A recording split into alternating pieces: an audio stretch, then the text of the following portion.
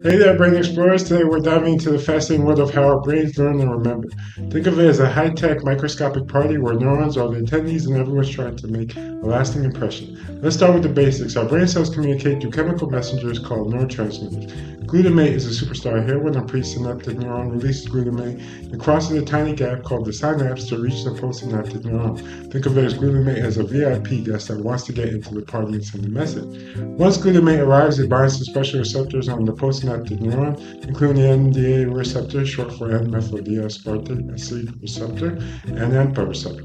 These are like the gatekeepers controlling who gets in. The AMPA receptors are quick to respond, allowing sodium ions to flow in, depolarizing the neuron. But the real magic happens with the NMDA receptor, which acts like a sophisticated gatekeeper that only opens when the neuron is sufficiently depolarized and glutamate is present. Magnesium ions act as security guards, blocking the NMDA receptor, which only leaves their post when the right voltage is reached, kind of like a bouncer laying in the VIP when the crowd's energetic enough.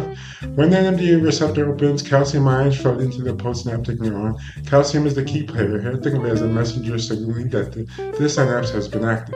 This calcium influx triggers a cascade of events inside the cell, activating proteins like calcium calmodulin, dependent protein kinase 2, say 3 times fast when things get on to modify the synapse itself. These modifications include phosphorylation of synaptic proteins, including those found in the postsynaptic density. A specialized zone packed with scaffolding proteins like PSD35, alpha-actinin, and adenosine 180. Imagine these as the scaffolding and furniture that keep the synapse organized and ready for action.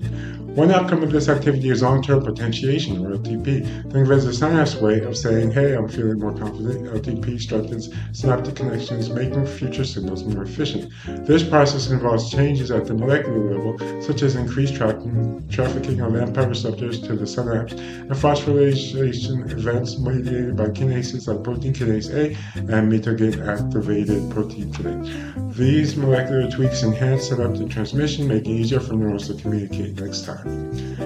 But how does all this relate to learning and memory? Well, the enhanced synaptic strength from LTP underpins our ability to encode memories. Inside the postsynaptic neuron, calcium signals activate pathways linked to the expression of genes like brain-derived neurotrophic factor and tissue-type plasminogen activated that support neuron growth. Survival and structural changes, transcription factors like the response element binding protein are involved here, turning on genes that help solidify memories. So next time you remember a funny joke or a loved one's face, thank your brain's incredible synaptic plasticity, where every single molecule of protein collaborates to keep your memories alive and your learning ongoing. Keep learning, and remember, your brain's always building new connections one synapse at a time.